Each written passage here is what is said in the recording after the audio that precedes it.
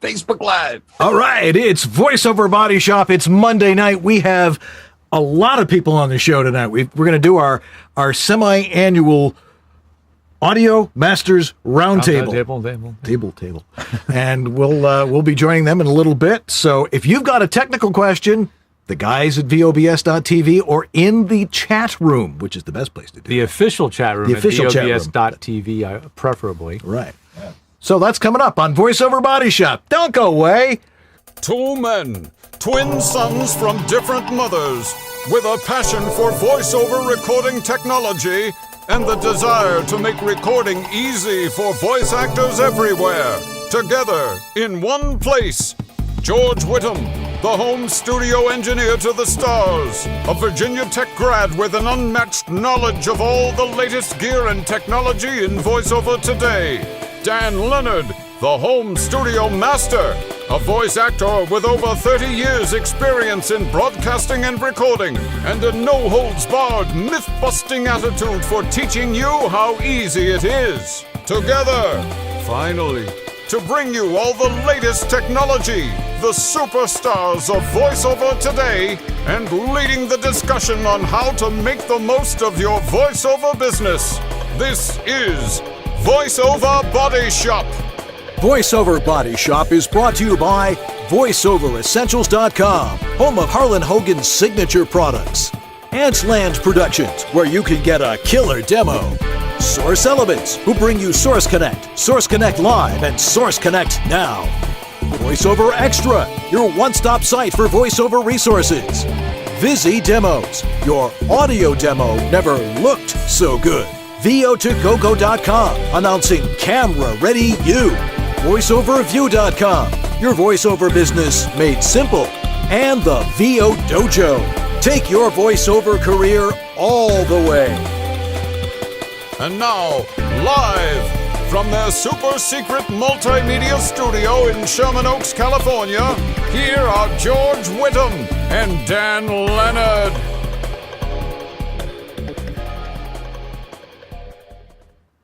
Good evening. If you're wondering, I'm Dan Leonard. And I'm George Whittam. And this is Voiceover Body Shop. or VOBS. Yay. Okay, our semi-annual Audio Masters Roundtable. Why am I applauding? I don't know. like You're that? feeling very percussive tonight. I know. I think you're excited.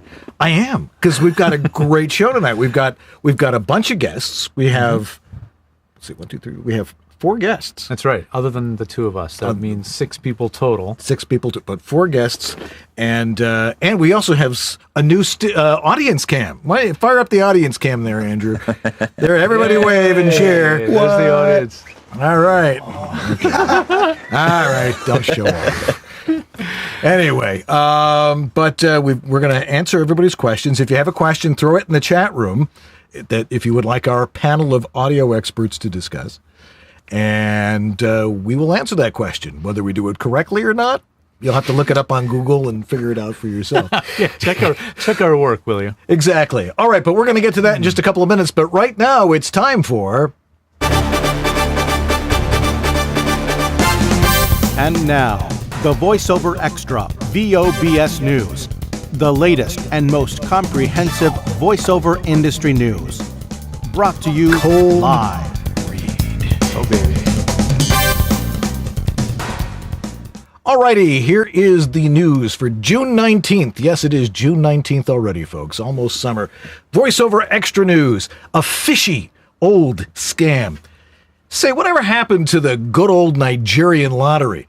Have you won anything from that lately? We sure haven't seen it for a while. But no matter, another fishy oldie but goodie is still making the rounds in the voiceover world. And kidding aside, that indicates that voice actors continue to fall for it.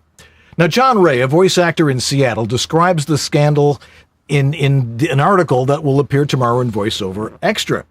The scam is laid out over a long series of emails, and the scammer's name, this time, is Daniel Fish. I'm writing to warn everyone, John says. My guess is that this guy casts a pretty wide net, and that there are others out there on his radar. If you hear from him, run! And certainly don't send any money to Daniel Fish. Here's how the scam is playing out with John. Daniel Fish found John's name on an online casting site and offered John a voiceover job. The job involved 2 recording sessions on succeeding days in July at a small independent studio near John. I was given specific dates, times, and location, and there actually is a studio at that location, John says, getting very sophisticated. But John later learned that the studio did not have appointments on those dates, and that the studio owner had never heard of Daniel Fish. Now, here's the heart of the scam. John was to be paid $900 for this job with a down payment of $400. The remainder would be paid at the conclusion of the second session. Then, John says, it started to get weird. John received a check from Daniel in the amount of $1,920. Daniel instructed John to keep the $400 and then reimburse the remainder by wire to a consulting engineer in Chicago. Okay, well, by this time, John thought the whole thing was pretty fishy and he didn't send the reimbursement. Smart move, which made Daniel impatient. Daniel demanded his money as soon as possible. John told Daniel that he needed Daniel's check to clear first. Daniel responded that he's considering legal action against John. Well, we're quite sure John won't be appearing in court this time, unless perhaps authorities can nab Daniel. John has reported this to the Federal Consumer Fraud website and is following up with state and local authorities. Meanwhile, if you hear from Daniel Fish, don't bite. More info about scams and hundreds of other helpful voiceover articles are available now at voiceoverextra.com, your daily resource for voiceover success. Lovely. Yes. Oh, they're constantly, if they're firing at me all the time. And it's over some of the online sites. I can't believe that this is now, voice actors are now a target for fraud. Many? Apparently we're an easy mark for some people. I guess so. I mean, it's all about, if it only takes one person in 10,000 to bite. Right. And these guys can make some money. So. Right. Well, not off of me and certainly not off of John. So anyway, any tech news that you know about, or do we want to get into with our panel here in a second? I'd love to get to our panel. I will say that the biggest news for us tonight is the fact that we're on the air pretty much on time and everything is working beautifully. And this is a little inside baseball stuff, but we're using Wirecast 7.7, which has some new features in it that is really making the show easier for us to do and easier for us to see in the studio, and it's I'm just really happy. I mean, this other than working in voiceover studios, this has been my everything for the last couple of weeks trying to get this to the state it's in now. Most frustrating, but just being able to, the monitor's working now, and now it's nice. Hopefully I'm not speaking too soon. I'm not jinxing the show. The show is going to go beautifully for the rest of the night. Right. Now that I've mentioned that. Yeah. How hot is the computer there, Andrew? 75%. All right. 75%. We are running it at optimum. Yes, all right. We're in good shape. Okay. Well, it's time for our Audio Masters Roundtable. We'll get to that right after these messages, so don't go away. What do your target clients see when they listen to your audio-only voice demo? Your clients are creating visual content. They live in a visual world. They think visually. To make a strong impression, your voice demo needs to meet them where they live. Now, your voice demo can make a strong visual impression when it's a Visi visual voice demo. A Visi demo takes your audio-only voice demo and adds a visual component, making it instantly more memorable to your prospective clients. The audio track of a Visi demo demonstrates your voice work like only your voice demo can, while the video track tells your story, reinforces your brand, and delivers the call to action that an audio-only voice demo simply cannot. You went to all the trouble to have your voice demo showcase your work. Now, go all the way and showcase your brand, too.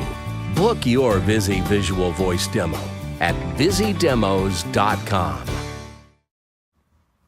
All right. Always wanted to give voiceover a go, but didn't know where to jump in? The VO Dojo Summer of VO is for you. It's a virtual voiceover summer camp for grown-ups. Remember when summer meant you could just play and learn something new? That's what we'll be doing all summer long.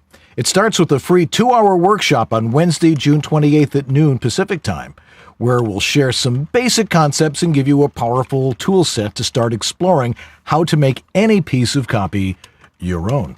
Then the fun continues as we dive in for 8 weeks with our Summer of VO weekly workouts. Sounds like a lot of fun.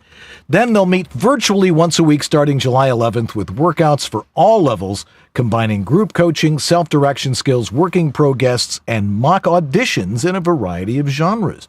So whether you're completely new to VO or have been exploring on your own and want an inspiring fresh perspective, or just want to get the heck out of your closet and work and play with other super cool VO people this summer, jump into the VO Dojo's Summer of VO, a seriously fun virtual voiceover summer camp for grown-ups. Go to this website to grab your spot now, and that website is thevodojo.com. That's www.thevodojo.com.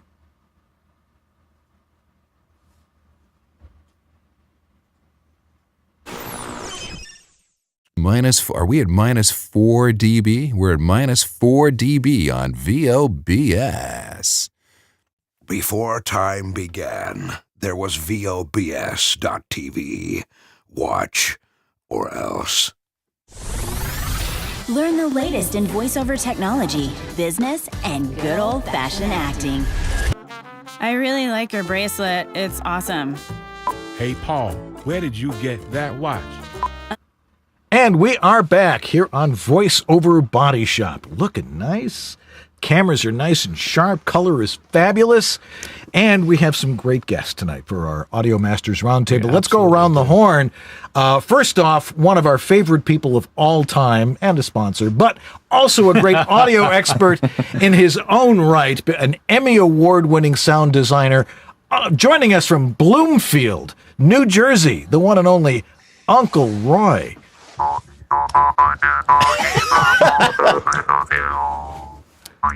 Yep. Okay, cool. Hey, right. And for that, you get an Emmy. What you been up to, Roy? I had the most fun project, if you can kill that echo.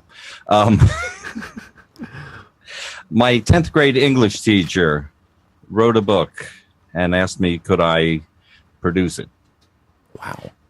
And when I met him, he was 25, I was 15, and he was directing me in the school shows. And now the tables have turned, and I'm directing him. And he's 108.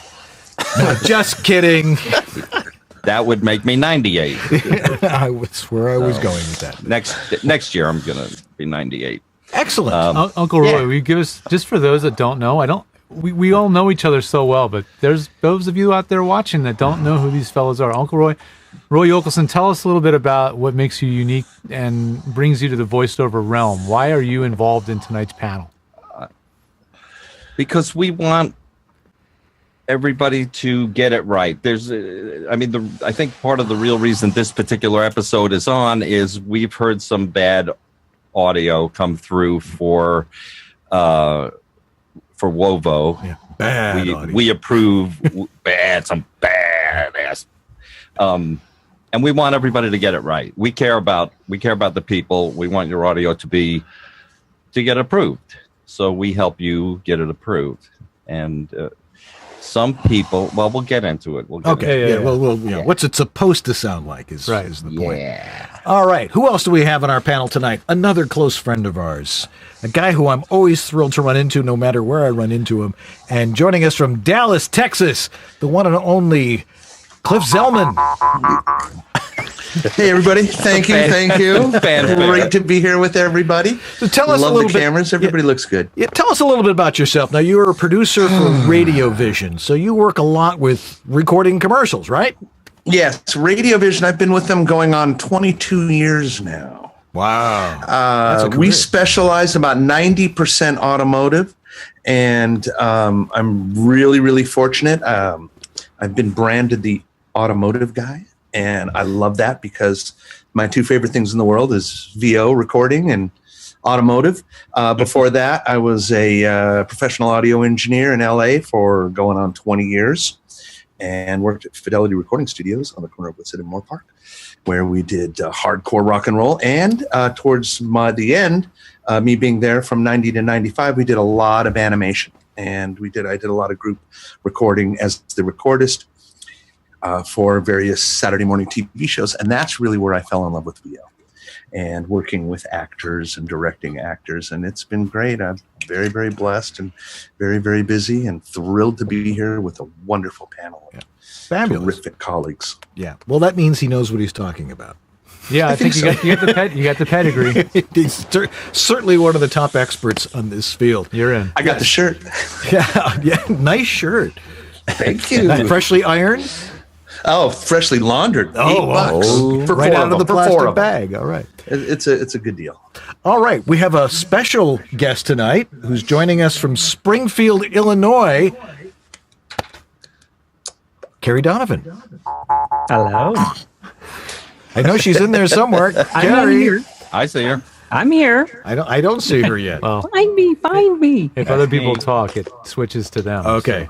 Just Uncle let Roy, Kerri talk. Shut up. Okay, just let me talk. There she is. Here I am. Wow, I actually show up. Yeah. Okay. Oh, you've got a nice Neumann microphone there. What is that? I have the BCM 104 and the MKH 416. Oh, the 104. So what made you pick that over a TLM 103? Well, for one, I like that I can just take it apart and clean it. Oh, it's serviceable. Oh, take a wire brush and. No, actually, it all unscrews just like this. Wow! You can just take that off. You can take off the wire screen filter here and clean and just wash it. Oh wow! And you can just wash that and just clean it all up and put it all back together. Yeah, that's designed as a broadcast mic primarily. Yes. Yeah. Mm-hmm. So and actually, the specs are really pretty much the same as the 103. Mm-hmm. I figured it might be the same capsule. It's a new. Well, actually, it's a K7 capsule. Yeah. Okay. So it is. It is the newer capsule. We're going down I couldn't help it. I saw the mic. I had to start. We didn't even get to introduce Jordan yet. Yeah, but we'll get to him in a second. Kerri, tell us a little bit about your background and why you're joining us about VO tonight. I don't know why I'm joining you. We do. Oh, yeah. Well, you guys know what I do pretty much. I mean, I do a lot of broadcast engineering side. So it's kind of, I do a lot of installs of studios, building radio stations, building studios, just, whatever somebody needs, or diagnosing PC issues with computers. I do a lot of IT stuff too. So good to know. Yeah. You're a techies tech.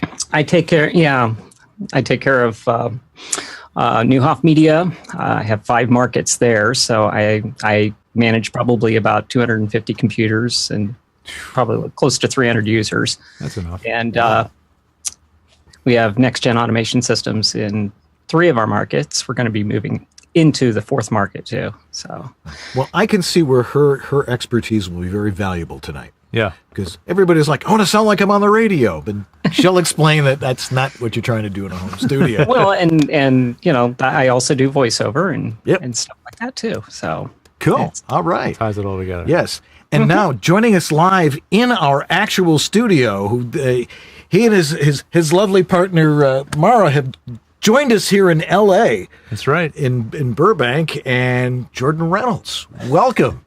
Cue mouth harp. Oh, I'm sorry. I didn't get a mouth harp. Right. They told me to shut up before. Roy, there we go. Then I'm on camera. Go ahead. Thanks, Roy. Thanks. Yep, finally made it to LA and floundering. No, I'm just kidding. No, we're here. So thank you for and this is my first time in this amazing studio. I'm blown away at all the wire, even me. It's a lot of wires. They have a really pimp setup here. So it's an honor to be here. Thank you for having me. We'll take that as a major league compliment. Yeah. Thank you. So tell us a little bit about yourself and what brings you to audio expertise. I frankly, I don't know how I fell into it either, as far as what qualifies me to be here, but I'm grateful. But in short, my background's in IT, so I'm a geek by nature, and that translated well when I wanted to become a voice talent when everyone said, you have such a nice voice, you should do voiceover. So I actually learned everything about the tech side first, way too much. Cart before the horse kind of thing. Yep. And but then that was your background. That was my background, right? And I did the music stuff too, so that helped recording and doing the music production, stuff like that. But I just dived very deep into it and kind of somehow have become kind of I do audio consulting. I've set up people's studios, and it's a thing I do on the side, but I'm a voice talent and demo producer primarily. So but I love the audio side too. I can't stay away from it. Yeah. So yeah, and you've got this thing about microphones too.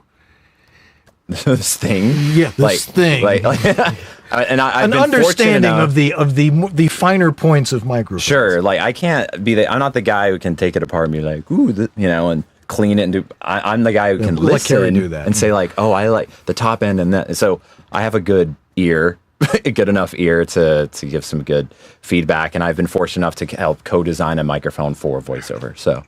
If that's what you're insinuating. Yes. What's the mic called again? It's the Roswell Pro Audio is the company, RA-VO, or Ravo, as George Whittam has coined.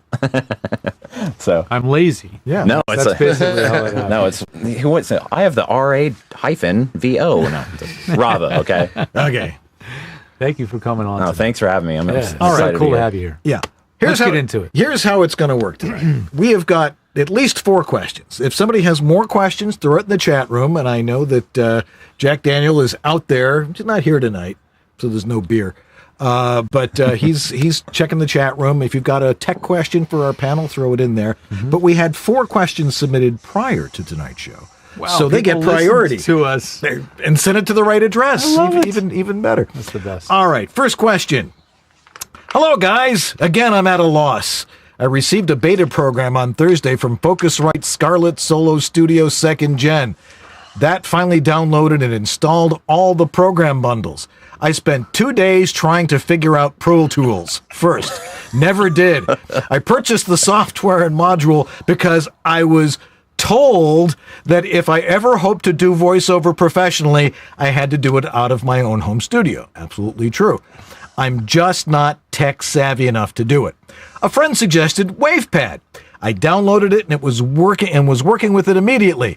Today I turned on my laptop and have no interface with my Focusrite module, no sound system or mic or USB working, no power to it from my USB port. I uninstalled everything. I downloaded the beta program again. This time it wouldn't install. My whole system is down. Again, I contacted Focusrite and on Saturday, and I'm not able to do anything until someone contacts me today. What do you guys suggest now? I'm totally at a loss on ideas. Anything to help. Thank you for allowing me to vent again. Good night, everybody. And that's our show. No, Dan will be over to help you next week. I have a quick question here. Dan, when you were describing the problem, did he say that he was getting no USB power? Yeah. Yes. He said that. Has he tried any other device in the USB port? Because USBs can blow. That's a good question. Not common, but you can have USB bus issues. Right. And if he's not getting any power, if the external unit's not talking through the line, it sounds like a USB issue. Yeah. Cynthia, more than a routing issue. Yeah, Cynthia didn't point out whether it's plugged into the USB port of the PC directly or plugged into a USB hub either. And that's another problem with USB. Yes. Yeah. Yes. It could be underpowered. Yeah. Have her first try a hub. Actually, the first thing is throw an external drive in there. Just see if the USB is working. If the USB is working, then there's probably not enough power coming out of that single USB port, and she should use a hub. A powered hub, yeah.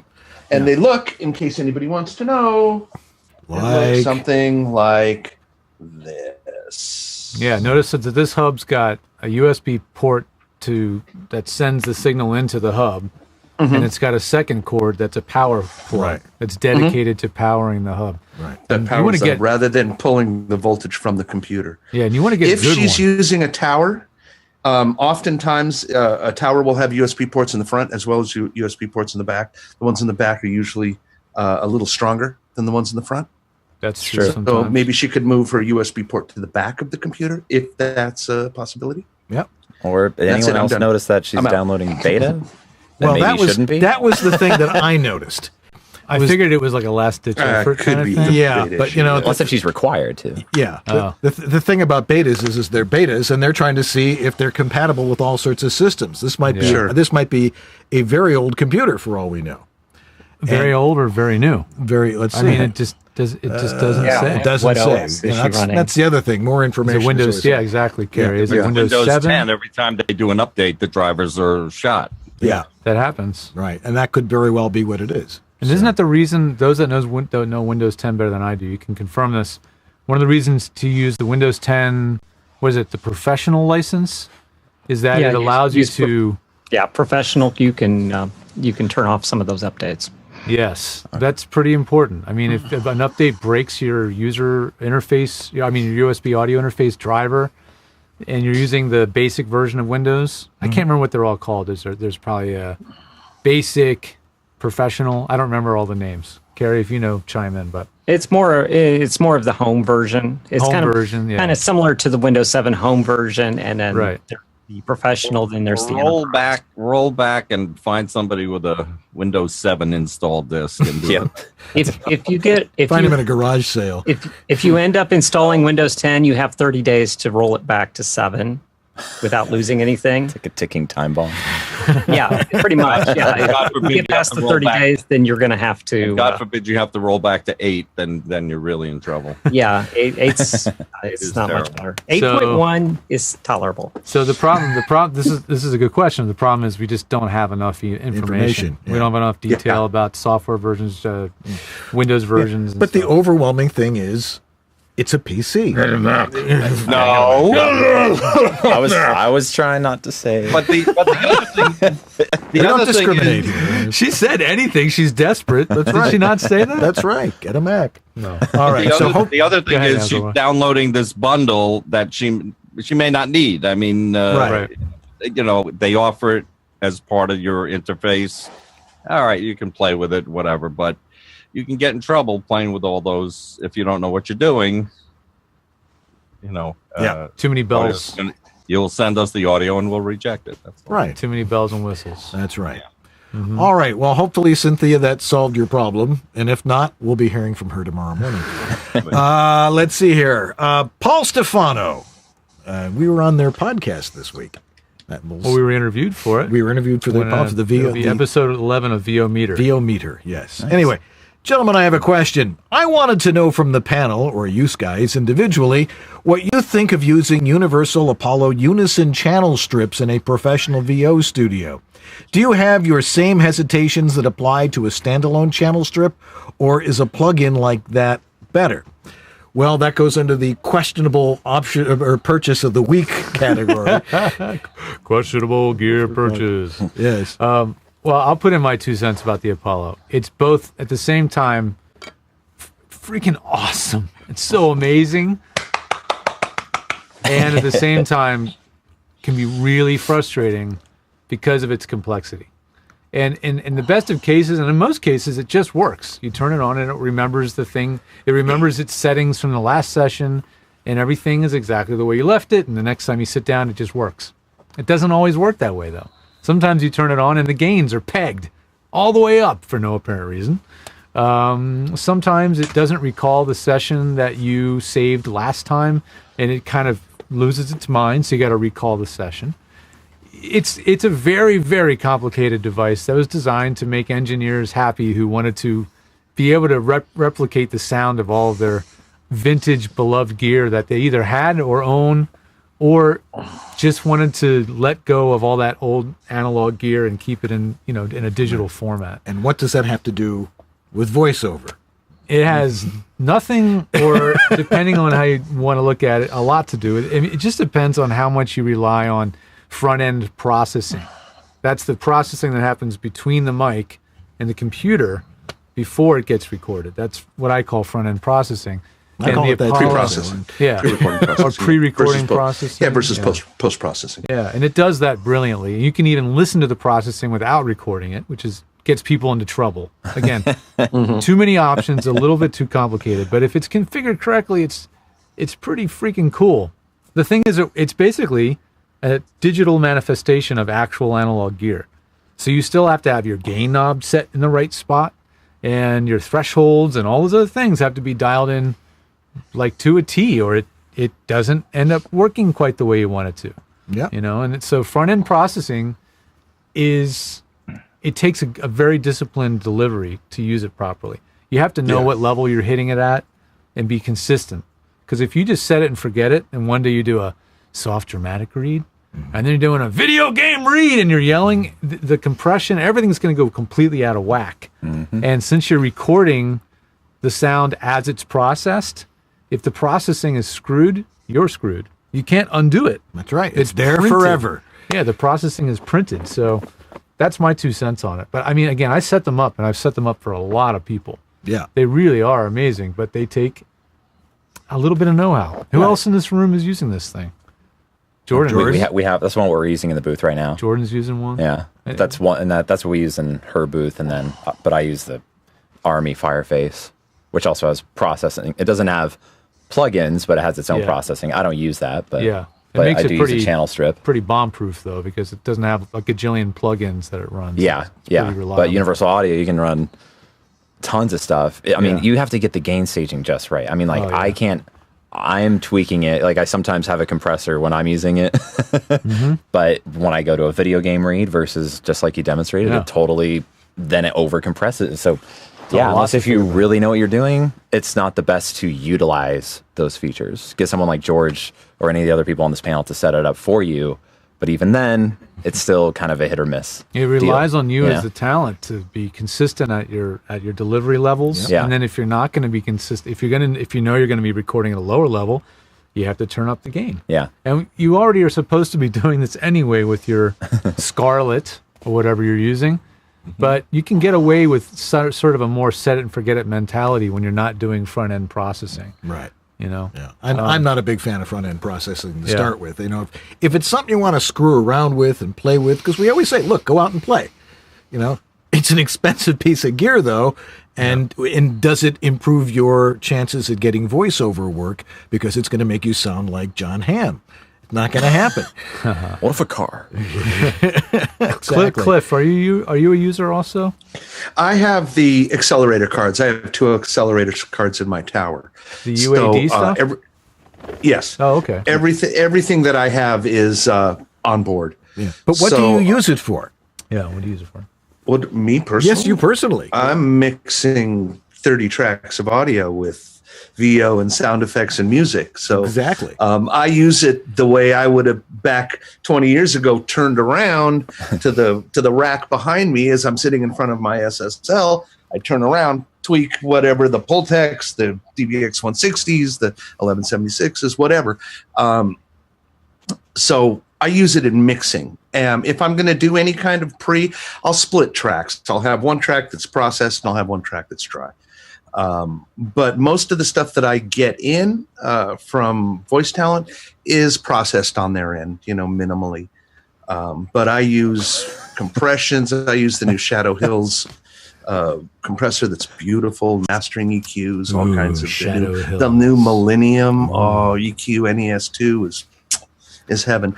But will it make your auditions better? No, not necessarily. But I'm further down the production road than our audience is. So just a bit. And Roy as well. We're post audio guys. Certainly a major portion of our job is pre-production, direction, recording. But really, I think what people come to us for is our post work.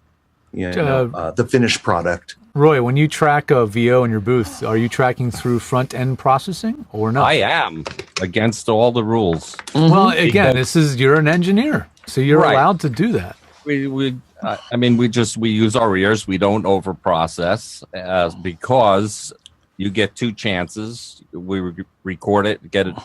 We're going to have it without over processing, and then in post, I always have another parametric EQ and a compressor and a de-esser and maybe RX6 because their new mouth click thing works pretty damn good. I'm happy to say. Cool. You audiobook people and long format people, you may have to try this RX6. RX6 standard. The standard, not the cheap one because it doesn't have the cheap one. Not the $1,000 one either. Right. I think it's on sale for $300 or something like that, and isotope. It's going to save you so many hours. RX. Yes, isotope RX6. As far as front end processing, if you guys can look over here, you'll see I've got 2 Avalon 737s that I do for my front end processing. And I only use the Avalons going to my DAW. I never use them coming off. I'll use all of my plugins and all that stuff. Otherwise, you'd be recording on. Looks cool, huh? Looks cool on the rack. That's for sure. Are you using it for compression mainly? Or a little bit of everything? I use it for everything. I've got my 416, and I've got another Peluso microphone that I kind of keep separately. Thank you, Mr. Brad Venable. Mwah. Love you, miss you. And my 416 is going directly into my Avalon. Output of my Avalon is going directly into line input 1 on my Pro Tools. So I don't really have anything other than the Avalon in between my DAW and my microphone. All right, this is getting even too geeky for me. The dilemma about the changing, the software changing itself, inputs going crazy.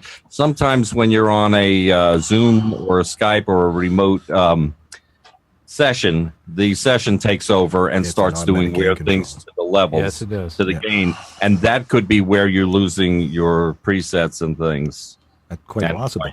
Kerri, yes. What are your thoughts on this? My thoughts hole? on this. I'm actually using an Aphex 207D stereo preamp. So it's basically a tube preamp, but it also has a digital interface, which goes right into my Audio Science broadcast card. Oh, okay. So it's AES or optical? Yeah, or it's something? AES. Yeah. Gotcha. Okay. So it'd be nothing analog other than what the mic's plugging into the unit. So okay. So that's a preamp, but it's not a channel strip with a bunch of other bells and whistles, right? Actually, I do have a 230 sitting here too. Oh, God. Hey, you want to buy my 230? Those 230s. I'll buy yours, Roy. You got a 230? I'll take it. I'll take it. If anybody wants to buy mine, I'll take that too. I actually tube rolled it and put a Mullard gold tube in it from 1980. Ooh. So it's got a nice warm 1980 tubes. It's going to burn out any minute. Yeah. Well, and actually I put in it went from 1962 in the 207D, which gives it a nice. Okay, do you keep it on all the time? No. Or do you turn it off and on? You keep it on all the time? No, I don't. You power you do or off, don't? I do power off? I do power it off. How long do you usually let it sit before you're comfortable with using it? Probably 15, 20 minutes. Okay. All right. Usually. Okay. I've got one of the NOS tubes in there. So, I mean, it made a world of difference compared to the Ruby production tubes that they put in for the Softex. Tubes. Yeah. I like tubes. Oh, yeah. Everybody loves tubes, but it's great that our experts use all this stuff. But we're old.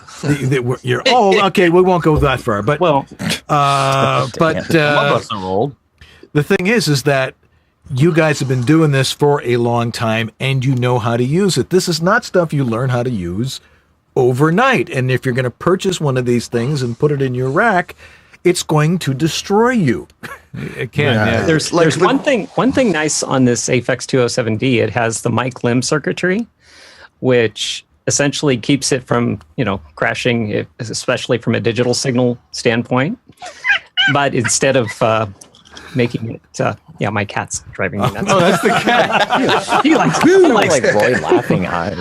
But essentially, the mic limb, what it does is it will keep the peaks from coming over. So is that a limiter that's right after the mic preamp? It actually doesn't technically limit. What it does is it actually reduces the preamp input gain. Really? That's all it does. Well, that's very interesting. RME has a similar feature. Yeah, it doesn't. It does the input stage, not the output stage. Right, the input stage of the mic. Yeah. Yeah. Cool. All right. So it's very clean, probably up to about 20 dB. Yeah. And you don't even notice it. Nice. So what do we think about this thing? I'm curious. Lots of cool stuff there. Piqued. Curiosity is piqued. All right. Well, we'll be back with our illustrious panel of audio masters on VoiceOver Body Shop in just a couple of minutes. So stay tuned. We'll be right back.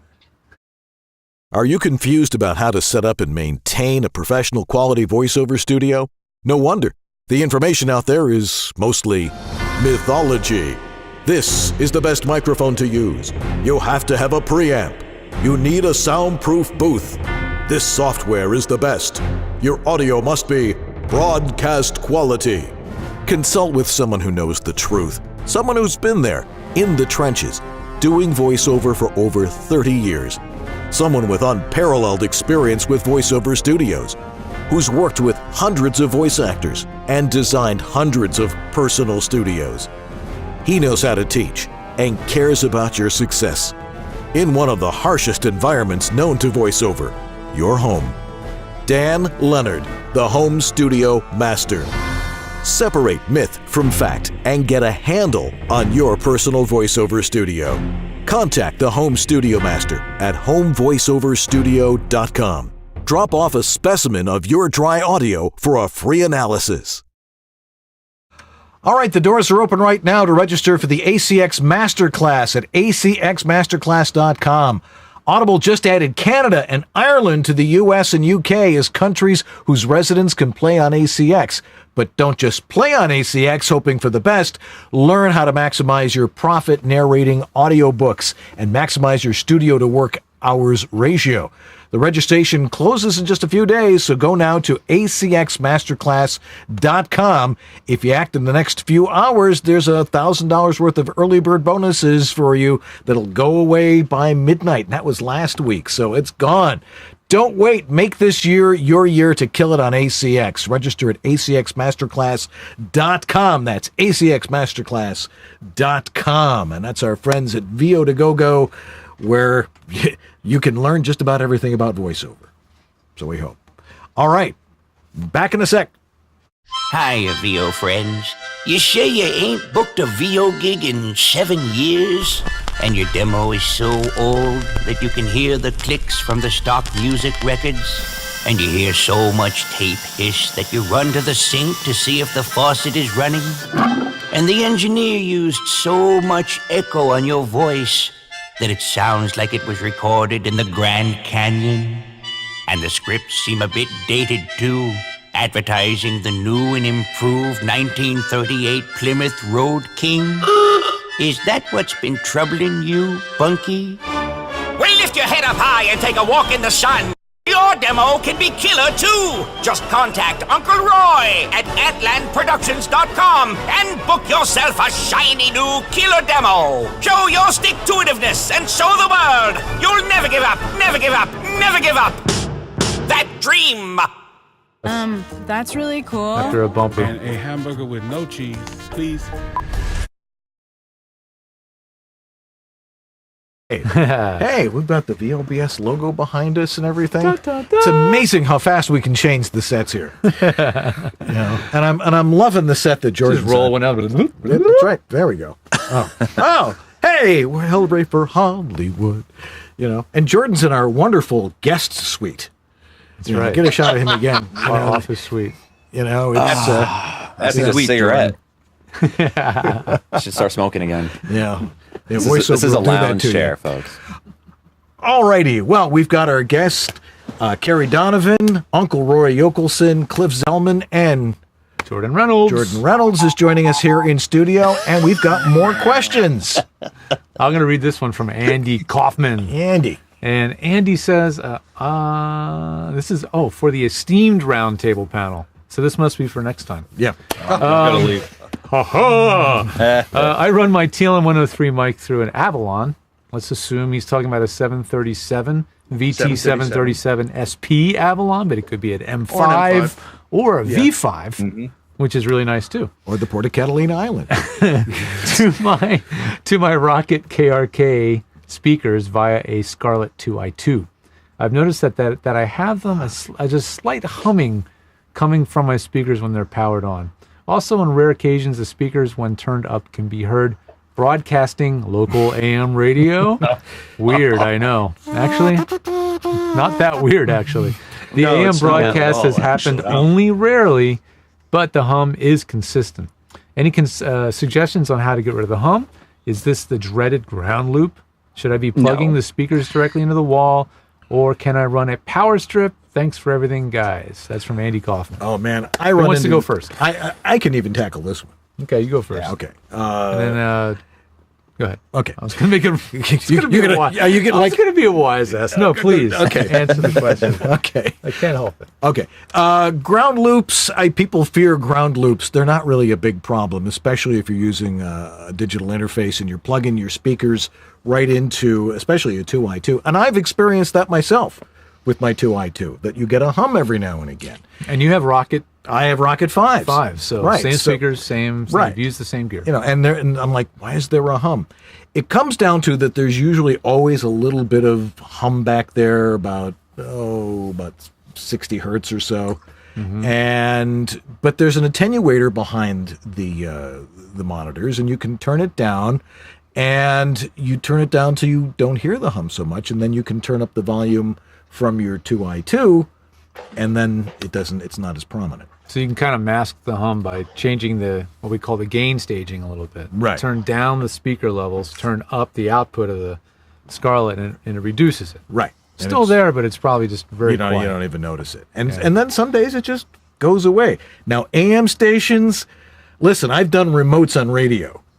And I can remember doing it on a station once, but another station was playing over the cord on my microphone. Not a good thing. No, that was not a good Were remote. they paying for advertising on your station? They were not. And my station manager was not happy.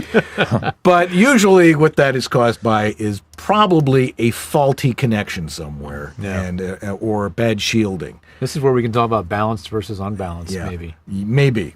But I think Kerri probably has a good answer for that one. Well, a nice toroid core on the mic cable might fix it. A toroid core? Wrapping the mic. You wrap the core around the mic cable. Oh, is it a donut shaped thing, and then you wrap the wire around the donut? Yeah, to eliminate the RF. Because if it's a situation where the AM station is sitting in your backyard, depending on how strong it is. I mean, I've dealt with RF issues like that, where people were getting the AM on their toothbrush. Right. And in their phones and everything else. Yeah. And their molars. Yeah, we're talking about RFI. RFI, radio frequency interference. So if you've got weird buzzing and actually radio you can hear, it's that on your signal, it's RFI. If you can actually hear the audio, most likely it's AM. If you hear just a hum and the hum changes as you move the cable around, then it's most likely FM. Because FM's digital now.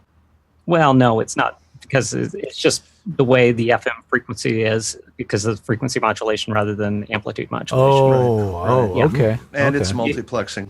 And it's a much completely different frequency, carrier frequency. FM, FM, you're going to be dealing with 50 kilowatts compared to AM's usually, between 1 and 10K. Gotcha. So, there's some basic things to try too, but Cliff, go ahead. Has he checked to make sure that he doesn't have any power cords that are parallel to his audio cables? Mm-hmm. That can give you they shouldn't be like this, AC and then audio. Try to have them right, exactly, crisscross. Crisscross and perpendicular. So, that can create a dull hum that's just always there, just because you have electric wiring with a 60 hertz signal, that's AC, running through a wire. And if that's parallel to a microphone cable. It's coupling. Yeah, there's what's called induction. There's an induced signal, and that's hum. Mic cables are designed to not do that. A good mic cable is balanced. And so balancing is designed to stop that from happening. That's the whole point of it, but it's not always perfect. If one of the 3 pins on your mic connector is dirty, that will kill that. You'll lose the balance. Or a bad solder joint at the terminal. Bad solder joint. I would start by just doing the cheapest repair first and change the mic cable. Let me ask him, is the hum also present when you unplug everything? I mean, if you just have your speakers powered up with no input, are you still getting hum? Or does that hum come when you plug in? From what I've noticed, when it happens on my KRKs, I will unplug the input and the hum will go away. Okay. That's induction. Yeah. Mm-hmm. Yeah. So that's a good question. Jordan, you're right here in the studio and we're not even listening to you. Go. I know. I was speaking and they weren't putting the camera on me. It was very rude. I won't even get into my EMI issue I had in my last studio, which I have since abandoned. Electromagnetic interference. Magnetic induction. Don't miss that. Interference. Earth interference, like the planet getting into your You will shit. lose. What do you do? Better than EMP, though, which would be an indicator of something much worse. Right? I know. But assuming this is the radio thing, it could be interference with dirty power, too. I think probably the biggest culprit is what Cliff said. A lot of times a buzz is always caused by the power touching or being too close to your audio cable. But one thing I've tried with success in other people's studios and in my studio, and the price on this thing has gone up. And I think there might be a cheaper way to do it, but is to, and please, anyone who knows electricity better than I do, I'm not an electrician, but is to drop the amperage on either what's causing the hum, which could be a refrigerator most commonly, or dropping the amperage of your audio interface that's receiving the hum to 10 amps instead of 15. How do you do that? I think there's a cheap way to do it, like a little 5. It's like, what's that? Do you have to call an electrician for that? No. They'll go to your box that drop out in it. your garage or wherever. Unless you live in a No. There's I'll put a link in the chat room, but on Amazon it's called the Smart Home 1626 noise filter. It's $45. I bought it for $20 a few years ago. So clearly, it was essentially all it does is null out the RF frequencies. Yeah, because if there's something, because everything runs on 15 amps in your home, right? Yeah. It has nothing to do with the amps. Breakers. It's actually just a frequency filter. Okay. Yeah. Okay. Well, there you go. Yeah, I guess so. By dropping it to 10 amps, it's dodging the noise produced by other electronics. That's my understanding of it. Huh. So that could be an easy fix too. So just throwing that into because that's helped some people's studios and it helped mine to a degree. And he's tried the 97-cent ground lifts, yeah. Yeah, the little 3-prong to 2-prong adapters. I think that's the cheap way to do it. You'll find them in your kitchen the less drawer. safe way. To do it. Yeah. Have you ever heard of a waffle burn? Anybody here know what a waffle burn is? Raise your hand if you've ever heard of a waffle burn. A waffle burn is when you're on a live stage and you're playing guitar and you walk up to the SM58 and you put your lips on it and you get a huge discharge of electricity through the mic and into your lips. That's called a waffle burn. I was playing guitar in a garage band in high school, playing with my Fender Twin on the concrete. I'm playing my guitar. My girlfriend gets out of the pool barefoot, walks over on the concrete, gives me a kiss. Blew me back about 15 feet. Wow. It was unbelievable. It was either death or love. And did you marry her? Yeah. I probably should have. Electricity when the sparks were flying. Man. Barefoot, wet, on concrete, kissing the guy holding the strings. Oh my God. It's like Very, an 80s very rock careful. music video. That's basically Pure what ground. What happened? That's because somebody had used a cheater or cut the pin on an extension cord, and now there is no place for electricity to escape into earth ground. So it tries to find a place to escape, and that became your face. My kisser. Through your feet and into the pool. Not fun. Rock my face. Yeah. Well, the last thing I'll say on this, because noise Waffle burn. is insidious, I like but that. there's a mic cable style of mic cable you can find. Look for something called a quad.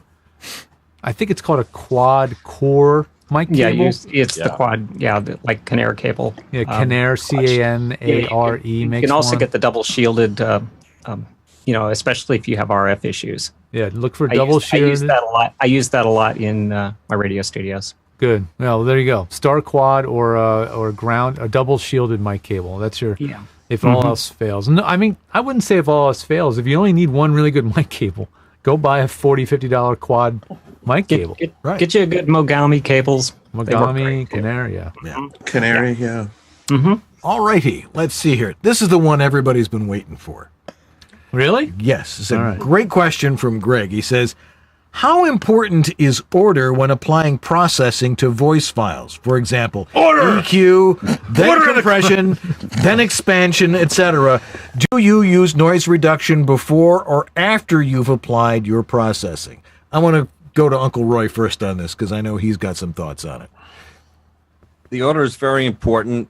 I always put a high pass filter on first because some of the major plosives, the really low ones, if you put a high pass filter on it, some of those spikes that you see when you go to normalize, they're actually just plosives. So let's get rid of those first, then normalize. And I do noise. If I do noise reduction, it's before compressing, but I do very mild. Just enough to get it under 60. I don't want to hear the noise reduction, but it really has to be. I have my own sequence of high pass, normalize,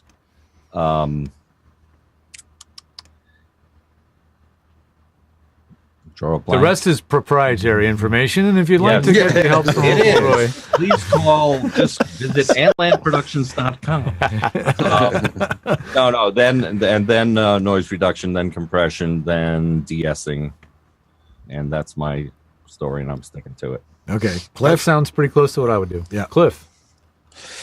Well, I usually don't use any kind of noise gating if I can help it. And if I do, my range is maybe 20 dB. I do not want to hear it. Now, the only thing that I'm really adamant about, and of course there's, all kinds of situations, but I will always compress first, then EQ, because an EQ is simply a boost and gain for a specific frequency or specific neighboring frequencies, depending upon how wide your slope is. So if you're boosting 1K, and you've got a wide slope, you're talking a little 800, a little, 13, whatever. So if you use a compressor which is gain dependent, which means the more gain, the more compression you'll have, usually. If you put your EQ first before your compressor, every time you make an EQ compression, you're changing your gain, and that will change your compressor. So get your compression level set first, then run your EQ, and any of your EQ settings aren't going to mess with your compression ratios. So that's really what I do. As far as de-essing, I hand de-ess. I don't use a straight de-esser. I'll go back, I'll highlight, I'll lower using clip gain with Pro Tools or a volume graph, but I don't trust a de-esser when it comes to automatic. Set it and forget it de-essing. I can set and forget compressions, set and forget EQ, but certainly not de-essing. So I prefer not even to use it at all and just do it by hand. I want to throw. And really, I'm talking 30-second, 60-second spots. Yeah. So exactly. to hand de-ess a 30-second spot, not a big deal. It takes me a minute. You can see it. Boom, boom, boom. Next. And that way, it's written. I'm actually changing the wave if I'm using clip gain. So I'm actually raising or lowering the actual volume of the recording rather than just a volume graph, which is a fader. So compress first, EQ later. I want to throw in there that gain is very important if you're running a stack, if you're running a compressor. The thresholds and those settings are based on your sound file being at a certain gain. Yes. So you can't just run a stack without either normalizing to whatever the threshold has been calibrated to. The stack isn't going to work. Yeah.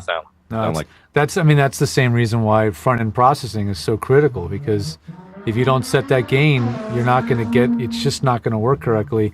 And so when you're using stacks or any kind of a preset that's been provided to you or for you. You have to get those levels calibrated right before you go through the processing. I would, Uncle Roy said, that's pretty much the sequence I do things. And yeah, I totally agree with Cliff on the compressor before equalizer. Jordan, how about yourself? You kind of what do I do or what would I recommend? That's two very different things. As they say, you have to know the rules before you can break them, right? Yeah, sure. I agree with pretty much with most of what they were saying in order things, especially on compression first, then EQ. Yeah. Especially, but I'm so nerdy that I EQ, I do my EQ cuts where I'm reducing stuff like a high pass filter first, the very first thing. If I can do that on the way in through processing, I will. Yeah. And that's pretty much the only processing I will tend to do. Not even compression on the way in. Front end processing. Front end processing, on the way in, yeah. As much as I love back end. Yeah. But sorry, I'm 14. We won't go there. But the where was I? Front end. All right, so high pass filter there, and then and then a little mild compression if I use it, and then EQ boost after that because of what Cliff said, and then de-essing. Everything just very mild. Yeah. And that's all I would recommend. Like if I set up a stack for someone, for example, that's the order I'll tend to just do. Cut the EQ, compress, maybe. I usually don't even have that in there. boost EQ, DS a little bit. And as far as noise reduction goes, I'm only, if you have a good studio, a good quiet studio, you shouldn't need it. But if you're on the road in a hotel room, even if you turn off the AC, put a towel on the floor, do everything you can, there's still going to be noise that gets in, ambient noise. Yeah. I will record at a hot level, like as hot as I can get, and get as much noise in there. Or if I don't record hot, I'll normalize it to like negative 0.5, okay. Right, to get it as hot as possible. So there's as much noise in there for the noise denoising software like RX6 now, like the denoiser, or the Waves. NS1 is a great one too. Yeah. So it can have enough noise to listen and see. NS1 is great. Out. Does that make sense? Yeah. So that's what I do in hotel rooms, because I can't stand how much noise gets in it. Yeah. So I was very impressed with the NS1, by the way. I am too, because it's it's automatic. It's like, that's it. Yeah. By the way, also let me throw in, yes, I totally agree on high pass filter before anything. Get rid of the garbage before you start doing anything. Roy, will you tell us what a high pass filter is? Because I'm not too sure what those are. It lets those high frequencies through, but really what we're talking about is it's a low cut filter, and it gets rid of your room rumble. And what frequencies would those be? Under 80. Yeah, I was going to say 75 and below, but 80 and below. Because you don't in voice recording, you don't need that. Even if you're Dave Hanoi, you don't need. You don't need. Book him. That's my audition.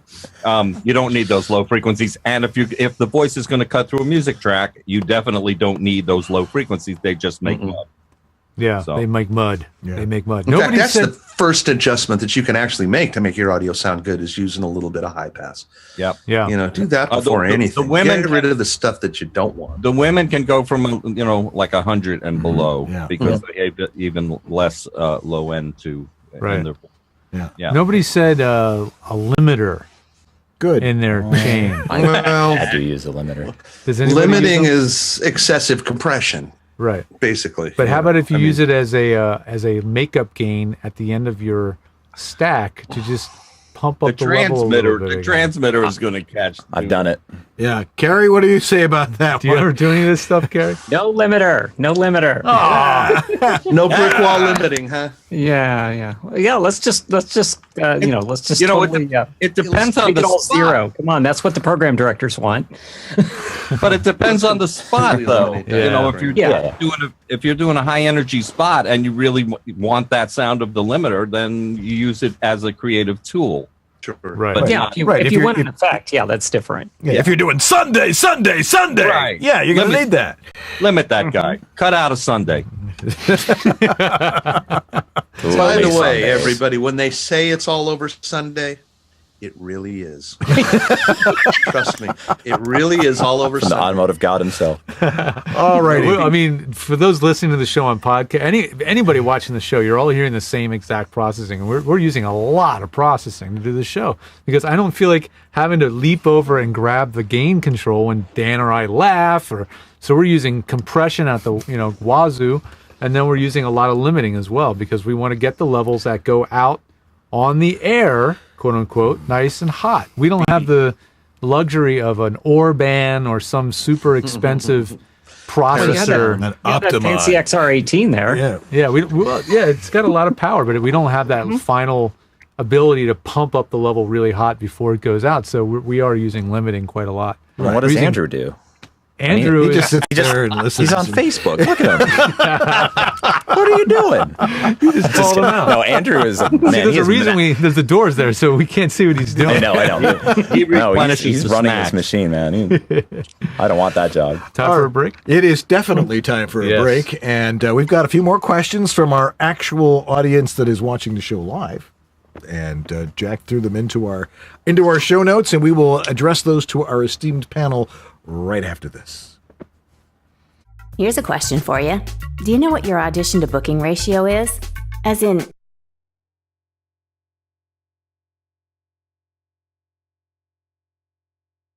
the client for approvals. How about which ones you've invoiced but haven't been paid yet? Do you know how much you booked this month compared to last month or last year at the same time? Yeah, these questions might make your head spin. You might say, I'm a voice actor, an artist. I don't have a head for business, and I don't want to spend a bunch of time trying to figure out how to keep track of auditions, bookings, who hasn't paid me yet, and when was the last time I booked with that guy anyway? That's why we built VoiceOverview.com, a simple way to track, manage, and grow your voiceover business. Because after all, it is a business. VoiceOverview was built by voice actors for voice actors. Check it out today and start tracking your voiceover business. VoiceOverview.com, your voiceover business made simple. It's important to let your significant others know you are recording or doing some critical editing, and that you need some quiet and understanding for what is usually a fairly short period of time. Whether it's something as simple as a piece of cardboard scrawled with a Sharpie message saying recording, or a high-tech multicolor LED VO recording sign like one you can get from us at voiceoveressentials.com. So, it's something that will help you with your relationships. Now, show them that beautiful sign there, Andrew. I know there's a video of it somewhere. Yeah, you don't have the video. Actually, go to the audience cam, and you'll see it right over the lovely Marajuno's shoulder there. No, your left shoulder. Above your head and over your left shoulder. She has two lefts, okay? Yes. Right. Yeah, there it is right there. You can see the voiceover sign there, and you put that outside your door, and it will save your relationships because it says, hey, I'm working. Without saying, hey, I'm working. That's right. Just go over to voiceoveressentials.com. And just go to the bottom of the page if you're watching it on our homepage here and click on the picture of Harlan Hogan talking into his portal booth. And then just say, hey, I want one of those. And he will send it to you. And they're fabulous. I've got two. You know, one outside the door, one on the inside, because it just looks cool. It looks really cool. You know, it would have been great last week for Father's Day. Or Mother's Day, or whatever. But go over to voiceoveressentials.com and buy one, because everybody should have one. Birthdays, bar mitzvahs, wedding gifts. Do you know any 12-year-olds who are doing voiceover? Yeah, probably. Bar in this neighborhood? Absolutely. Actually, around here, you're probably right. All right. Okay, we'll be right back with more of your questions. Every Monday, 9 Eastern, 6 Pacific, only on VoiceOverBodyShop.com. Learn the latest in voiceover technology, Business, and good old-fashioned acting. Hey, Paul, I really like your suit. Where did you get it? It looks good on you. This is VOBS. And we are back. It's our Audio Masters Roundtable. This one's going great. It is going great. I mean, it is not a technical issue I can at get all. used to this. I know. It's like, that's because the three of us are here, the four of us. I know. The Zoom looks great. It looks like we're all over the place here. We're having a lot of fun with it. Yeah. Thanks for everybody all of you guys have been watching the show live and being here live with us. Thank you so much for hanging out with us and hanging in there with us, because we've had I've definitely had our share of some technical issues, and part of it is wanting to be on the cutting edge or the bleeding edge of what we do. Part of it's wanting to improve things. And part of it has just been hardware failure, and it's been quite frustrating. So we've gotten it to a point where it's running along pretty nice. So we're really happy about that. Hey, we got audience questions. We do. Let's rip through them, though. We'll give them one person gets to answer each one. Okay. All right. That sounds good. Yeah, because it's 7:13. It is. All right. Yeah, we started almost on time. I know. Larry Hudson asks, looking for a simple recommendation. Looking for a small mixing board so I can plug 2 microphones in and easily be able to switch between mics. Guys, Jack here. For Larry's question, I have 2 good recommendations. The SES XLR AB passive mic switch from Sescom and the Sound Tools mic switcher. Both are dead quiet and allow you to run 2 mics with a quick passive switch.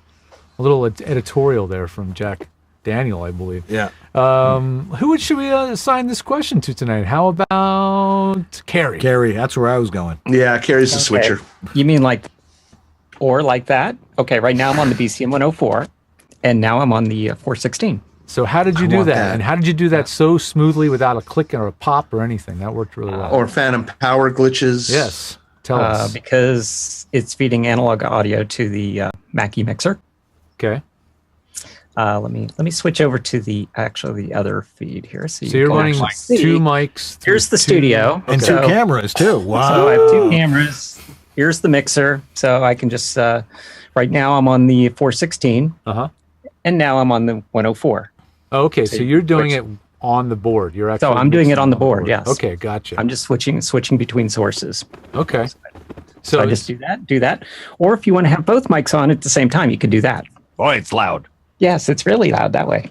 So, yeah. Yeah. So if you want to have that capability of running two different mics simultaneously or switching them smoothly, a mixer is the way to go. Yeah, for sure. And what I can do with mine, since I'm feeding through the Aphex stereo preamp, it feeds digital right into Adobe, and I can put both mics, one mic on each channel.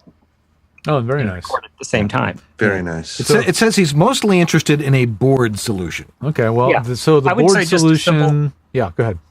A simple Mackie or whatever, you know. Even a Mackie 403 has two mic inputs Yeah. and a quarter-inch for your, playback of your computer. Don't need much. Yeah, the 402. I was going to say the 802 because it has an auxiliary send, Yeah. which can come in really, really handy. Like for a Well, phone especially, patch. if you need to do a mix minus or something. What about the AG06? The I have AG06 one. is kind of an interesting hybrid of a mixer and an audio interface. It's a really interesting beast. On the one hand, it's just an audio interface. So channel 1 is left, channel 2 is right. If you record here it is, right here. dry tracks. And there it is. Oh, you have the AG06 over there. What are you using it for? Using it for the show tonight? Yep. Oh, cool. It's awesome. Yes, it is. It's beautiful. Awesome. And what's unique about it is you can either record the two mics independently and have it like a left and a right, or you flick a switch and then you're running it like an actual mixer. And so you actually are recording both mics at the same time mixed together. So that's actually a pretty cool unit too for that. Yeah. Unique, and that has the loop back. Right. Which is pretty unique. Great for podcasting and stuff like for that. playback and stuff. Or if you're doing a session. If you're a guitar player or keyboard player, there's a second channel that has a virtual amplifier in it. That sounds like a Soldano amp going through a bunch of Marshalls. It sounds great. Oh, cool. There's all kinds of presets that you can do, and it's not presets. It's not just reverb on off, limit on off. It No, actually you can comes adjust up it, yeah. on your screen, Yeah. and you can adjust all the parameters as if it was a plugin. I think it sounds amazing. It weighs nothing, and if you're going on the road, you can stick it in your back pocket almost, and it runs off of USB power. Yep. And not From your expensive. computer, so you don't need it. No, I bought mine. I had a $50 gift card. Wow. And so I got paid $150 for it. Yeah, it's got it at it's Sweetwater. amazing. Got it. At It's amazing I tech. love it. You are running Love it. through front end processing on that if you're using the DSP. So keep all everything Yep. we said about front end processing applies, but you can use it and without the kill it, though. DSP. Right. Yeah, Yeah. Exactly. You can switch. And it's very, very clean. It's got headphone outputs. It's got monitor outputs. It's powerful. I like that it has a dedicated headphone love it. volume and a separate monitor volume. Yep. A lot of Yeah. small boards don't have And that. they fit a lot of stuff in those Yamahas. Yeah, they're It's pretty wonderful. complicated. Like, if you Amazing. don't know what you're doing, it can be overwhelming. Yeah, get a little help if you need it. I love mine. Devox, Yeah. who's apparently able to watch the show tonight, Yay, Diva! all the way over there in Japan, he says, speaking of de-essing, when I look at sibilance on my voice, it's centered around 3.4 or 3.5K, but that seems to be That's too right. low for de-essers to do anything about. They mostly focus around 6 or 8K. I can't seem to do anything about it without taking too much life out of what. How about a period there? What can I do about it? Asking about software apart from mic technique, not compressing too much. That's an Uncle Roy question. I find that the frequency is closer to 7.250 For sibilance. Now, the cliff way is to find the S's, go in, highlight them, tell it -6 or whatever you do, and do them by hand. So it's not frequency; it's the whole whatever set of frequencies those are, which include the mid-range, upper mid-range, and the highs. So if you're having trouble doing it at the mid-range frequencies that you think, either try 7,000 as a center frequency, and if that doesn't work, then go with Cliff's method, which I use all the time anyway. the S or Here's doesn't. another thing. Oh, I'm sorry. No, go ahead. Here's another thing that's really neat that I found out about sibilants. A lot of the times it's not the volume, it's the length of the S. Oh, yeah. So if you shorten, you, for example, when you look at a sibilant, it'll look kind of like this, right? This is what it looks like. It goes out like that. So if you cut out the middle and make that S shorter, wait, line it up. There we go. Make that S shorter. It actually removes the sibilants because you're not hearing s, you're hearing s, which is what you want to hear. A lot of times in delivery, when you're emphasizing a word and it went slowly, and the S turns out to be longer, but we still hear the emphasis even if you cut that middle out. Yeah. Yeah. And that's a really neat way because the middle is going to be the peak of the signal. Yeah.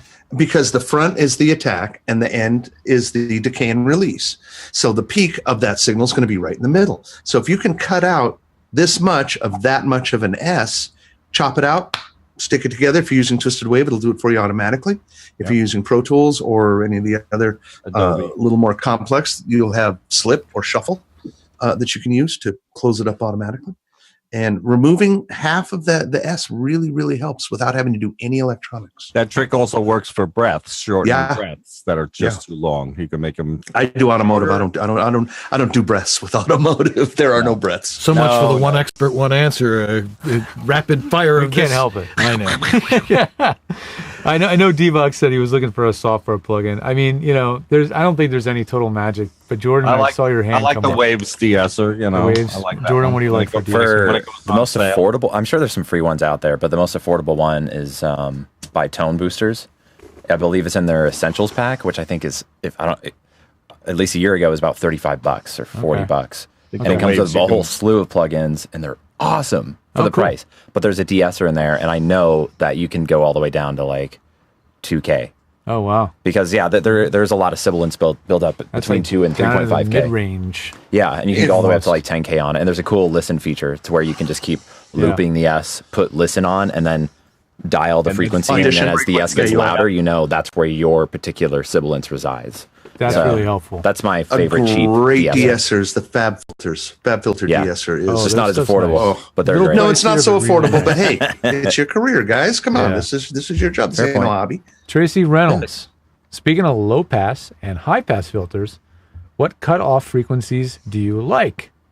We did mention this a little bit earlier, but I guess this is very much a depends thing, because earlier we were talking about 100 hertz for women. I've run high pass filters on a woman's voice up as high as sometimes 120. Yeah, I go 200. And I've run men's way up over 100. Yeah. And it mainly because sometimes it has to do with correcting for room problems. If their booth is really boomy and muddy, it's just very resonant, then I'll run it a much higher high pass filter than I normally would, or a low cut filter, which is kind of the inverse, but means, well, no, it's not the inverse. It's the same thing. As a high low pass, cut, high pass. You either let the high stuff through or you cut the low stuff. It's the same idea. Right. So for me, it's very much dependent on the input signal. But if you're a guy, if you started at 80, you're pretty safe there. And women, 100, so you're pretty safe at not losing too much of the low end. The high cut aspect of it is really only if something is so bright and so harsh, then I put that on and I keep nudging it. There's no formula. You have to use your ears, you can slide it down until that problem goes away. Yeah, high pass filters is removing high end, and sometimes a little bit of that can help. Right. Yeah. All right. This is great because all of the questions tonight were submitted by our audience. I know. Which is fabulous. Every one of them tonight. Some were emailed in, and then we've had some come in from Makes the chat it room. a lot easier for me. Last question tonight, though, and this one is even what I'm interested in. Does an audition, this is from Cynthia Eckert-Sayre. She says, does an audition have to be broadcast ready to be accepted? How does someone who's never produced learn? This is all way too advanced for me. We get it. Yes, we know. We understand. And it takes. That's why we're here. And, I was actually counting. There is probably 160 years of audio engineering Probably more than that, just between me and Roy. hey, look, there's 6 of us. It added up after a while. But, and it takes a long time to learn this. and you've got to know exactly what it's supposed to sound like. And sometimes you hear terms like broadcast ready. What does that mean? You're not going on the radio onto the, right over the air from what you're doing from your home studio. I think part of the question has to do with, in an audition, should you process and make it sound kind of like a final product? It depends. Is it acceptable if it's more accepted if it's done if it's done properly, so that the client hears it and says, "Oh yeah, I can hear that as being fine." Well, I guess we're going to be really literal. Does an audition have to be broadcast ready to be accepted? No, it does not. An audition doesn't have to be broadcast ready. Have to be. It just has to be you and sounding clean and clear and sound like you. Right. That's what they want. But what they think they want isn't necessarily what they want. Sometimes they think they want it without anything on it.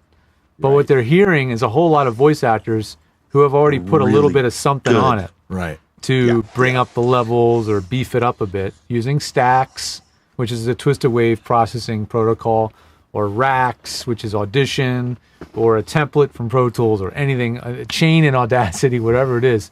And so, there's kind of been, and I will take the blame partly for doing this. I have been setting up stacks for people and like these processing presets for voice actors for, 5 or 6 years now. So there are a ton of voice actors out there who are auditioning using some processing. So if you're not using any, if it's just your mic going in, maybe a normalizing and that's it, yours may not have quite the same pop or cut or whatever you want to use, like the attention grabbing factor. But it depends on what the audition is. If it's for a subtle read, you're going to want to make it loud enough that they can hear the subtlety of a quiet voice, but you don't want to overdrive it. And that's some of the stuff that we've been seeing a lot of. What do you use, Jordan? And what for auditions?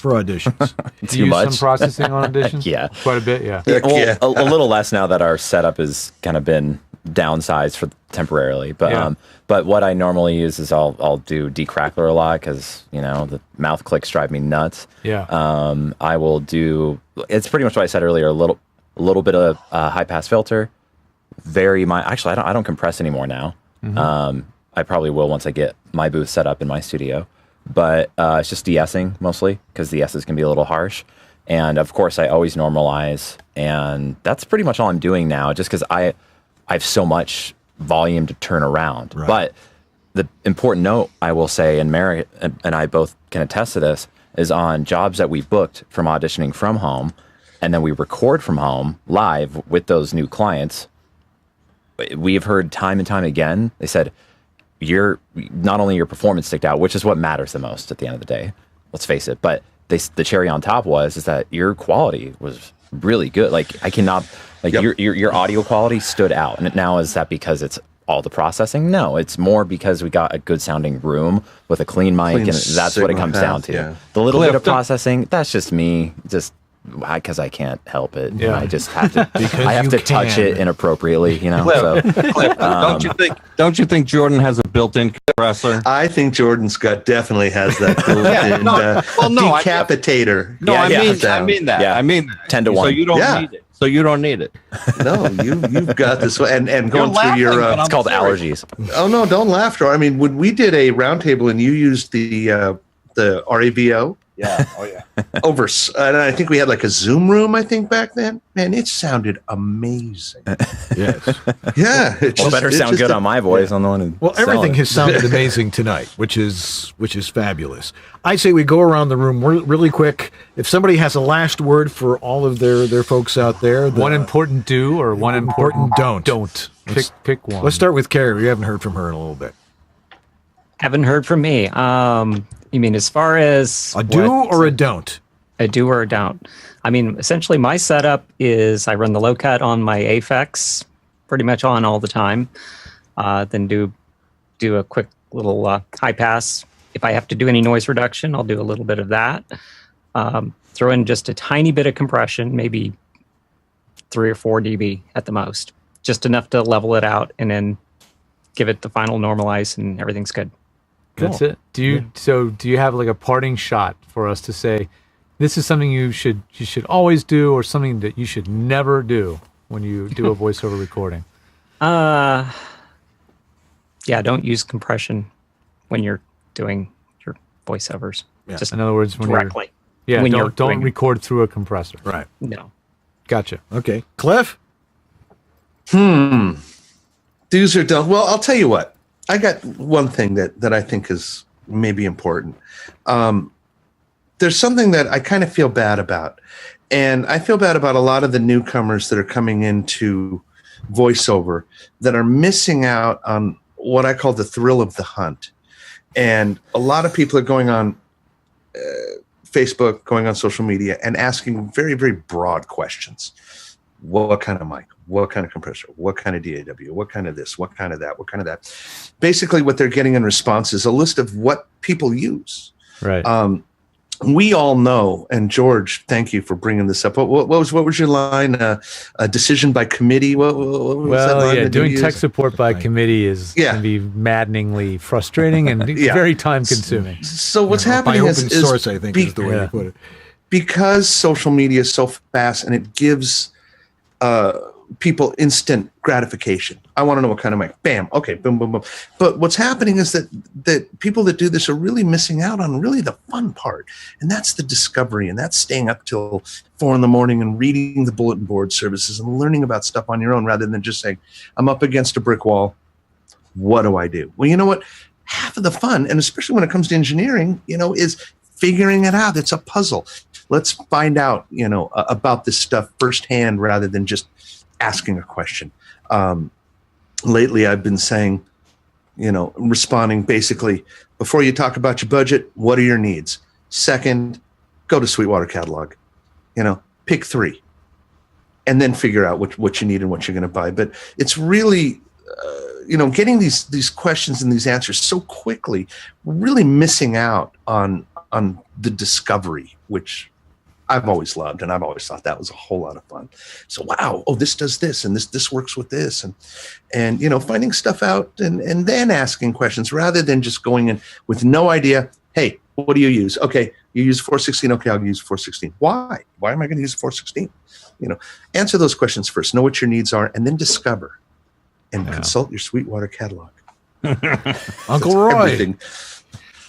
Mine was going to be sort of a cautionary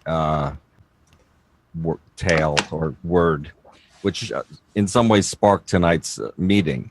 And that is, and it has to do with social media as well, be careful of who you take advice from. We've gotten a lot of audio into the WOVO approval process where people said, well, somebody set me up with a stack, or somebody told me to buy this equipment or set it up this way, and they sent it in and it sounds like crap. And we didn't want to name names, but there were some people who are, excellent directors and producers and demo people, but they should stay out of the tech side of things. That's not what they do. That's not what they know. Oh, so-and-so set me up with a stack. It sounds like crap. Or the person didn't follow the right sequence or didn't have the right amount of normalization. The before they put details. the stack on the detail. Right. Listen, we know we're having steak. How do you want it seasoned? How do you want it done? It's all about details. Our business is all about details. That's what makes us, each one of us, individual and better than the other one. It's about our details. Yeah. Be careful, damn it. Done an awful lot of mopping up in the past couple of weeks. It keeps us in business, but that's not. Yeah, that's part of it. But that's not what we're here for. Yeah, Jordan. Do and a don't. It's do and a don't.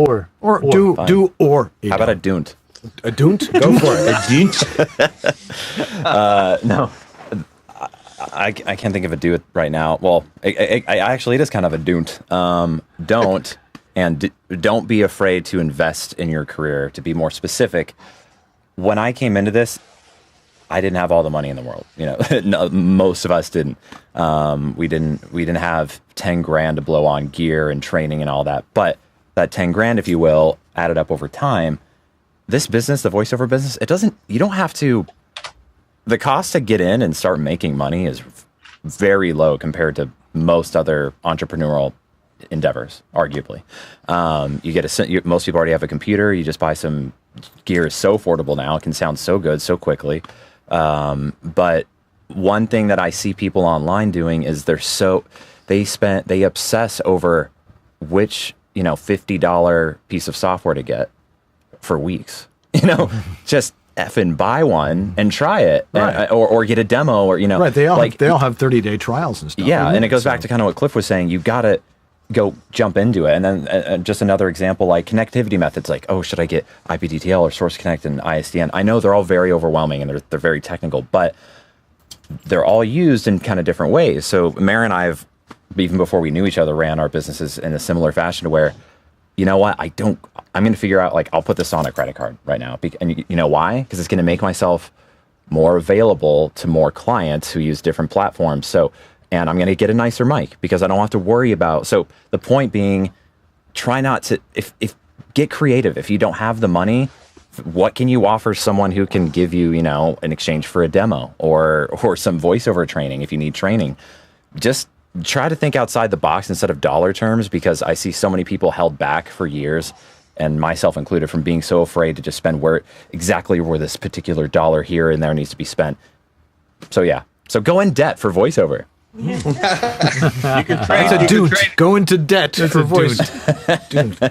Well, great bumper sticker. Very, very limited niche type of bumper sticker. Yeah. Anyway, I'd like to thank all of our amazing panel. Kerri, Donovan, thanks for joining us tonight. Where can we get a hold of you, Yeah. Kerri? Oh, yeah, Kerri, where can we get a hold of you? Where can you get a hold of me? Around the waist. KerriVoice.com is my website.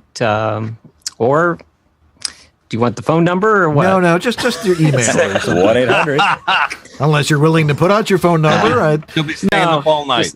Kerri at KerriVoice.com. That's my email. Kerri. Kerri. Yes. Thanks, Kerri. No, there is like 12 different ways to spell it. Yes, everybody seems to spell it a different way. And Cliff, how do you want people to find you when they're looking for? Well, my 24/7 always follows me around everywhere I go is Kalifu, Kalifu at airmail.net. Which is Mandarin for what? For Cliff. Okay. Uncle Roy. Mandarin 名字. Antlandproductions.com or Antlandprods, shamefully at AOL.com. That's shamefully. I think AOL is getting cool again. Yeah. It's been around so. Yeah. Jordan. It's vintage email, bro. Yeah. Vintage email. You find me at jordanreynolds.com, and for demo stuff, demoswithchops.com. All righty. Well, Dan, how about you? Me? We didn't plug ourselves. We didn't. Hey, you need help with your home studio? We're the guys to talk to. You can find me at homevoiceoverstudio.com or Dan at danleonard with no O.com. And I am available at edgestudiotechnology.com. That's where everything that I have to do with VO, my whole world is there. Right. And there it is, right below us. Yes. Okay. All right. Well, we're going to wrap it up here in just a second. Thanks again to all our guests. We'll be right back here on Voiceover Body Shop. In a world of audio, two men knew what they were doing, or at least they have you convinced. They put the BS in VOBS.TV. Thanks for joining us once again for another episode of Voiceover Body Shop. Every Monday, 9 Eastern, 6 Pacific. Voiceover Body Shop. I love when they talk BS about VO.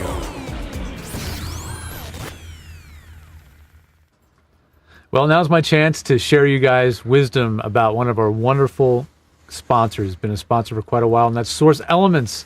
They're the creators of Source Connect, which we did mention earlier tonight. Source Connect is a really fantastic way to connect to other studios with very high audio quality, very consistent audio quality, which is something that really sets Source Connect Standard and Source Connect Pro apart from a lot of the other systems that are out there that use things like Google Chrome. Source Connect is its own standalone software, and it doesn't require or it doesn't depend upon a web browser to make sure that it's functioning. And the problem with relying on a web browser is it can update and break stuff without you realizing it, and that can be a problem. Source Connect runs on its own. The other thing is the web browser-based softwares vary in audio quality based on the internet connection. Source Connect doesn't do that. If the signal is not strong enough, the signal simply drops. And engineers, while that's not a great thing to have happen, it guarantees consistent audio quality while it buffers, and then it picks up the audio again. So that's a reason why Source Connect is really preferred by the pros as a way to connect studios. If you want to give it a try, go over to source-elements.com and sign up for a 15-day free trial. You don't have to have the little iLock USB key to use it. You just have to have a free iLock account to activate the software on your Mac or Windows computer. So give it a try today and let them know that we sent you over here at VOBS. We'll be right back to wrap up the show. You're still watching VOBS? You're watching VOBS.tv. I don't know why. It's crazy what they do here. I think I'm going to go somewhere else and have a cheese sandwich. Man, there's one show that I can't miss. It's called VOBS. And a lot of people are like, VOBS? What is that? That is BS about VO. And I love VO. How much BS is going to be in this show? There's only one way to find out, baby. All right, let's clean this up. Yes, sir. We've done a lot of mopping up tonight. Next week on this show, I'll be returning from WovoCon in Las Vegas. Oh, yeah. And joining me on my ride back and then into the studio is our good friend Joe Davis, who is the founder of Voiceover View and VoiceActorWebsites.com. And he knows a lot of stuff about making your website and your business sing. So that'll be really interesting. And he's a great guest. Mm-hmm. July 3rd, no show. We're going to do it's the 4th of July time. I feel like I've been doing 3 shows a week for the last month because of all the tech support and the updates and everything else. I've been here entirely too often. Yeah. Then on July 10th, the VO doctor Bill Holmes will be here with a cocktail shaker, I hope. Right on. And let's see. Who are our donors of the week? Well, we got a new one, I believe, from Tracy Reynolds. Thank you, Tracy. Thank you. She is a sustaining donor. We appreciate that. And then we've also got one coming in that's showing up in my feed here from Trey Mosley. Hey, Trey. Trey is, met Trey in Atlanta. Great guy. Super nice Trey. guy. And he's not just a super nice guy because he donated to the show. He's just a super nice guy. He is. I can attest. Yeah. Eric Aragoni. Thanks, Eric. Very, very consistent supporter of the show every single week. Every episode he donates. Thank you.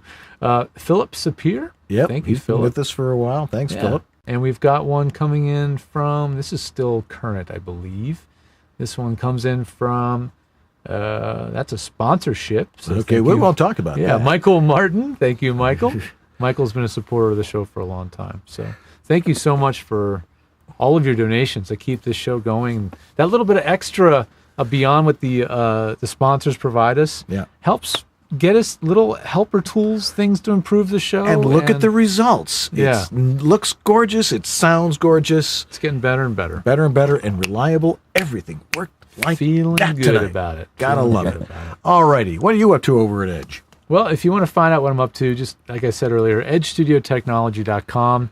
And the latest thing that I've been really wanting to let people know about is my, well, I told you guys a bit about it tonight, but my stack building services. I'm very sensitive to the genres that your voice acting, your auditions are going to be used on. You know, whether it's IVR or some sort of telephony or a video game, audiobooks, commercial narration, radio imaging, whatever. I'm very sensitive to what those genres are. And so if you really want to make sure your auditions, and in some cases your actual jobs that you send out have the same processing, rely on me to make sure that processing is set up correctly for you to make your own stacks. So if you want to do that, you can go over to edgestudiotechnology.com and click on the Working Pro link at the top there. Are you a working voiceover? And if you click on that, it'll take you to the page where my stack and racks audio processing preset services are located. And that's really the thing that I'm most interested in keeping people aware of, because it really benefits a lot of voice actors. And has benefited many, many voice actors to keep them competitive. All righty. Show logs. Get the show logs right here. And thanks to Jack DeGola for doing that. Podcast. A lot of people listen on the podcast, and they can get that on Stitcher Radio, iTunes, ewabs.podbean.com, and just about anywhere else you can find podcasts, I imagine. It's all over. Yeah. Take our survey, and if you want to be in the studio, open up that amazing new audience cam there, Andrew. There it is. All right. It's beautiful. Wow. It shows you the vast expanse of our studio here. If you had any idea the work it took to get that one camera working. And now it's there, and it was worth every second. Let's see here. If you want to be in the audience, all you have to do is write to us at theguys@vobs.tv if you happen to be in the greater Los Angeles area, or if you really want to spend a lot of money and come all the way out west just to see this show, in which case we have some other questions for you. Let's see here. We'd like to thank our sponsors, of course, Vizzy Video Demos, Harlan Hogan and VoiceOver Essentials, VoiceOver Extra, Source Elements, VO2 GoGo and Rehearsal App, and Antland's Killer Demos. Also, the VO Dojo and VoiceOver View for providing this uninterrupted, magnificent program to you every Monday night, which is going to start on time and run smooth all the way through from here on in. Into eternity. We guarantee it. All right. I'd like to thank Marcy for letting us being out here in the garage. Thank you, Marcy. Our producer, Catherine Curridon, for finding us great guests. Anthony Getting, Jack Daniel, who did a great job in the chat room tonight. And, of course, our amazing floor producer, the one and only Andrew Bushwitz. The only guy who doesn't have a camera on him in the studio tonight. Really? What a jerk. He's in the wide shot if he, there we go. Yay. So, all right. Is that creepy hand? Creepy hand. All right. If you'd like to see Andrew on television, just turn on, do a Google search for, what is, no, never mind. No need Never for that. mind. No, okay. Jack DeGolia does the show notes, and we want to also thank Lee Penny. Don't Google me, Simply bro. for being Lee Penny. Yeah. All right, that's going to do it for us tonight. Guys, this isn't an easy business. We try to give you as much information as we can to make it easier for you, these guys as well. So thanks again for joining us. We'll be back next week. And I'm Dan Leonard. I'm George Whittam. And this is VoiceOver Body Shop. or VOBS. Yes. Night, everybody. Cut the middle. VOBS is still on? Seriously?